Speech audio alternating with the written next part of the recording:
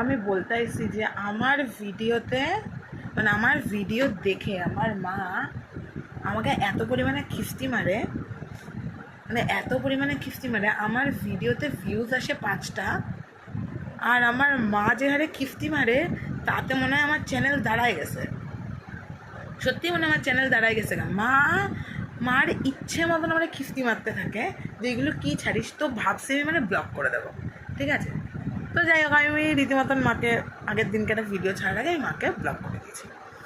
এইবার আমি ব্লক করার পরে মা আমাকে বলছে, ব্লক করার পরে না, মা 1-2 দিন আমার ভিডিও দেখতে পাইনি। তারপর মা বলছে কি যে কিরে তোর ভিডিওতে, তোর চ্যানেলের ভিডিও দেখা যায় না, তোর আলতু ফালতু ভিডিও আর আসছে না কেন রে, কী ব্যাপার কি? আমি বললাম কি আমি এখন আর ভিডিও করছি না, আমি ভিডিও না এখন করা ছেড়ে দিয়েছি, এখন আমি আর করবো না, তুমি এত বাজে বাজে কথা বলো।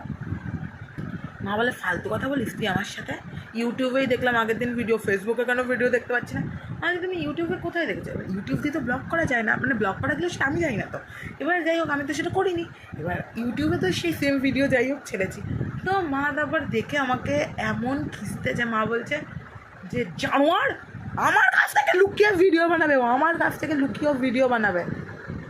তারপর আমি বললাম না মা আমি তো কিছু করিনি। তারপরে আমি সাথে সাথে আনব্লক করে দিয়েছি, করে দিয়ে আমি মাকে বলেছি কি যে এ দেখো এই তো ভিডিও দেখা যাচ্ছে তোমার ফোন থেকে, তুমি কী সব বলছো যে দেখা যাচ্ছে না, তুমি খালি আমাকে উল্টোপাল্টা কথা বলো, বিনা কারণে আমাকে তুমি দোষ দাও। আর মা বললো কি কানের নিচে এমন দেবো যদি না ভিডিও বন্ধ করিস, তোর তো এইসব উল্টোপাল্টা ভিডিও যদি না বন্ধ করিস কানের নিচে এমন দেবো।